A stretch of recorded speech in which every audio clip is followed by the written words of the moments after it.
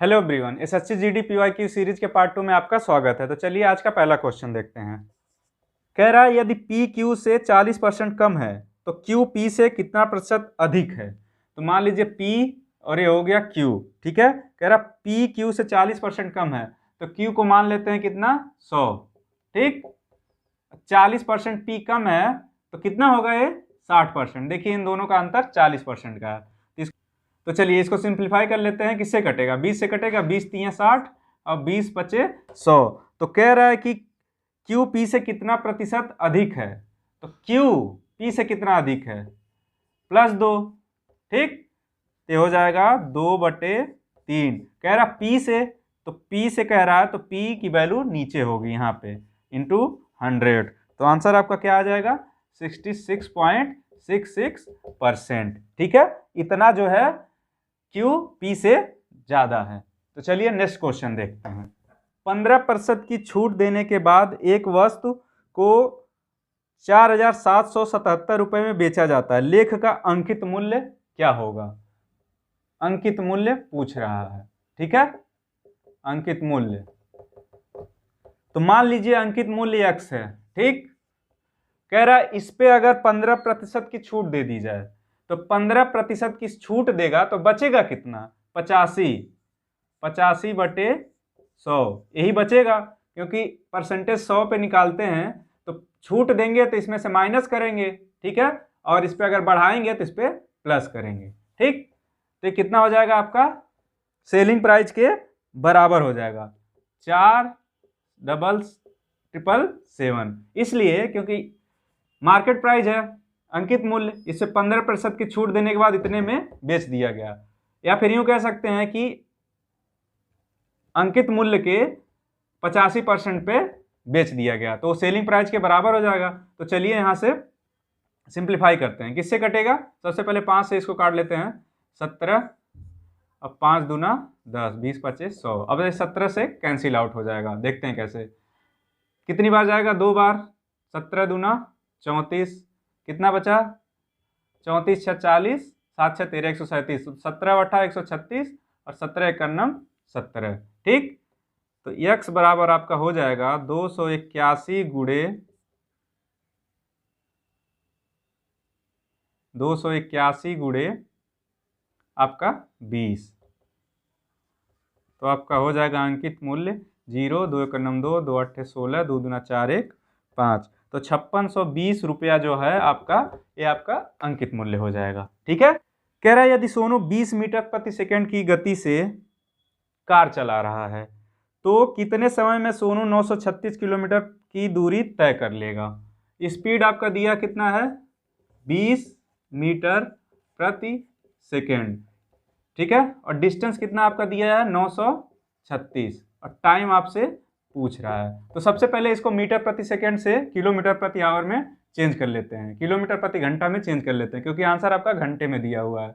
तो 20 में अगर 18/5 से मल्टीप्लाई कर देंगे तो यह किलोमीटर प्रति घंटे में चेंज हो जाएगा, किलोमीटर प्रति आवर में चेंज हो जाएगा। तो यहाँ से कट करेंगे, 5 चौक 20, आपका हो जाएगा 72 किलोमीटर प्रति घंटा, क्योंकि ये जो यूनिट है सेम होना चाहिए। यहाँ पे किलोमीटर है तो स्पीड भी किलोमीटर प्रति घंटे में होनी चाहिए। तो ठीक है, होता क्या है, समय बराबर दूरी बटे चाल, ठीक है। इससे हम लोग टाइम निकाल लेंगे। तो t बराबर 936/72। इसको किससे कटेगा, 9 से काटते हैं, 9 8 72 और 9 1 9, 9 0 9 चौक 36, ठीक। यहाँ से 8 से एक बार में और कट जाएगा, 13 8 104। तो टाइम आपका हो जाएगा 13 घंटे, ठीक है।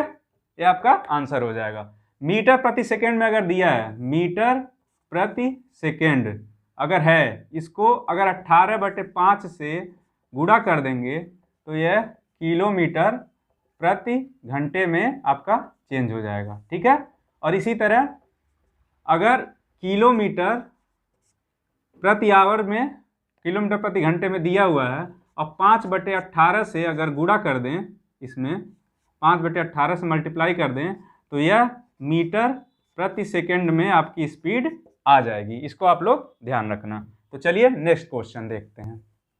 5 सही 1/2 माइनस 3 सही 1/4 प्लस 6 माइनस 4/2, इसकी वैल्यू आपको निकालनी है। इसको एज इट इज लिख लेंगे, ठीक है। एक इसके लिए स्पेशल वीडियो में डाल दूंगा बायोडोमॉस के क्वेश्चन कैसे सॉल्व करते हैं। इसको सिंप्लीफाई कर लेते हैं, कुछ नहीं करना है इसमें।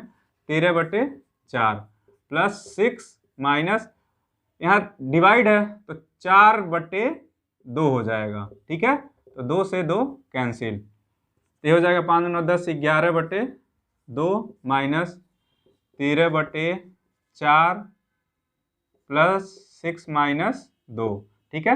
यहाँ से पहले जोड़ लेते हैं। 4 6 24 और 24 13, 24 3 27 10 37, 37/4 और माइनस 2, ठीक है। इसको एज इट इज लिखते जाते हैं, ठीक। इसको सॉल्व करेंगे तो कितना आएगा, 4 दूना 8 और 37 में से 8 जा कितना आ जाएगा 29, 29/4, ठीक। अब 11/2 और माइनस 29/4 है, तो एलसीएम लेंगे। तो इसको अगर 2 से ऊपर नीचे मल्टीप्लाई कर देंगे तो हो जाएगा आपका 22/4 माइनस 29/4। बात वही है, इसको 2 से डिवाइड करेंगे तो इतना ही मिलेगा। तो आपका आंसर कितना आ जाएगा -7/4। ये इस क्वेश्चन का आंसर है। दिया हुआ है U:V का अनुपात दिया हुआ है, ठीक है, 4:7, ठीक है। और फिर कह रहा है B:W, B:W, यहाँ से B:W दिया हुआ है, B:W 9:7, ठीक है। अब इसको यूनिट में, रेशियो में आप लोग ने पढ़ा होगा, चेंज करने के लिए, तीनों को मिला के आपस में लिखने के लिए, इधर यहाँ पे 7 लिखते हैं, यहाँ पे अनुपात का साइन रहेगा, ठीक। इसी को इधर लिखेंगे, ठीक, और इसको इधर जो खाली स्थान है यहाँ पे 9। अब इसके बाद से इन तीनों को, क्योंकि ये V दोनों में है तो ये समान आना चाहिए, तो इन दोनों को अब मल्टीप्लाई कर लेंगे ऊपर इन दोनों का, ऐसे 4 × 9 7 × 9 7 × 7, तो 9 चौक 36 और 9 सत्ते 63 और 7 सत्ते 49। अब आपका ये U:B:W की वैल्यू आ गई, ठीक है। अब कह रहा है U 72 है, U का मान 72 दे रखा है, तो 36 में 2 का गुणा करेंगे तो 1 यूनिट की वैल्यू आपका 2 आ गया। अब क्या कह रहा है, W का मान क्या होगा, W कितना है 49, और 49 में अगर 2 से गुणा करेंगे तो 98 आपका क्वेश्चन का आंसर आ गया, ठीक है। सबसे पहले U:B:W की वैल्यू आपको निकालनी पड़ेगी, जो इस तरह से आ जाएगी, ठीक है। उसके बाद आप लोग आसानी से वैल्यू निकाल सकते हैं, ठीक। चलिए आगे बढ़ते हैं। नेक्स्ट क्वेश्चन है, एक गेंदबाज ने लगातार 15 मैचों में 0 3 2 1 5 3 4 5 5 2 2 0 0 1 और 2 विकेट लिए। दी गई जानकारी का बहुलक क्या है। बहुलक क्या होता है, बहुलक जो सबसे ज्यादा बार आए, जो संख्या, जो अंक सबसे ज्यादा बार आए उसी को बहुलक कहते हैं। जैसे मान लीजिए 2 2 3 3 3 1, इसमें कह दे बहुलक क्या है, तो यहाँ पे 3 ये सब कॉमा है, यहाँ पे 3 कितनी बार आया हुआ है 3, तो इस सीरीज का बहुलक जो हो जाएगा वो 3 हो जाएगा। यही चीज आपसे पूछा हुआ है। तो सबसे पहले इसको क्या करते हैं, आरोही क्रम में, बढ़ते हुए क्रम में, असेंडिंग ऑर्डर में आपको लिख लेना है, ठीक है। तो चलिए लिखते हैं। सबसे छोटी वैल्यू क्या है आपका 0, 0 कितनी बार है 3 बार, 0 0 0। उसके बाद से 1 लिखेंगे, 1 कितनी बार है 2 बार है, ठीक है। उसके बाद 2 लिखते हैं, 2 1 बार हो गया, 1 4 बार 2 है, ठीक। अब 2 के बाद क्या आएगा 3, 3 कितनी बार आपका दिया हुआ है 2 बार। इसके बाद 4, 4 कितनी बार दिया हुआ है केवल 1 बार। अब 4 के बाद क्या है 5, 5 कितनी बार दिया हुआ है 5 कितनी बार दिया हुआ है 3 बार। देख लेते हैं 15 संख्याएं हो रही हैं कि नहीं हो रही हैं। 1 2 3 4 5 6 7 8 9 10 11 12 13 14 15। तो इस संख्या का बहुलक पूछ रहा है इस सीरीज का। तो आप देख रहे होंगे जो 2 है ये 4 बार आया हुआ है, और 1 2 बार आया हुआ है, और 0 3 बार आया हुआ है। तो सबसे ज्यादा बार आपको क्या दिख रहा है? 2 दिख रहा है। तो इस संख्या का जो बहुलक है, इस क्वेश्चन में जो बहुलक है वो आपका 2 हो जाएगा आंसर। यही आपका क्वेश्चन में पूछा हुआ है। ठीक है, चलिए नेक्स्ट क्वेश्चन है आपका, अनिल, दीपक और दिनेश एक काम को 35 दिनों में पूर्ण कर सकते हैं। अनिल और दिनेश एक साथ 60 दिनों में उसी कार्य को पूर्ण करते हैं, तो दीपक अकेले कितने दिनों में उसी कार्य को पूर्ण कर सकता है? तो सबसे पहले अनिल, दीपक प्लस दिनेश, ये तीनों मिलकर 35 दिन में काम कर रहे हैं। ठीक, अनिल और दिनेश जो है ये दोनों मिलकर 60 दिन में काम कर रहे हैं। ठीक, तो कह रहा दिनेश अकेले एक दिन में कितना काम करेगा, मतलब सॉरी, तो अकेले दिनेश उसी कार्य को कितने दिन में पूर्ण कर सकता है?